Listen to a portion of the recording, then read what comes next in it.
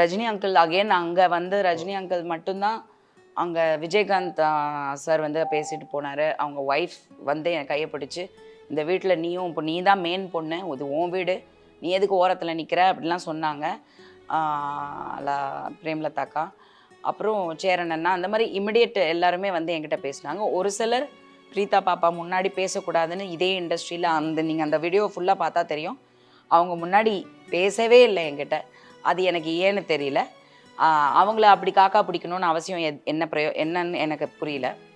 But எனக்கு வந்து Rajini uncle வந்து தனியாக பேசலை, மற்றவங்க வந்து நான் நின்றுட்டு இருந்த இடத்துல வந்து பேசி உரிமையாக சொல்லிட்டு போனாங்க. ஆனால் அங்கிள் வந்து உரிமையாக என்னை கூப்பிட்டு இங்கே வந்து நில்லுன்னு அப்பா பக்கத்தில் என்னை மட்டும்தான் அவர் கட்டி பிடிச்சார்.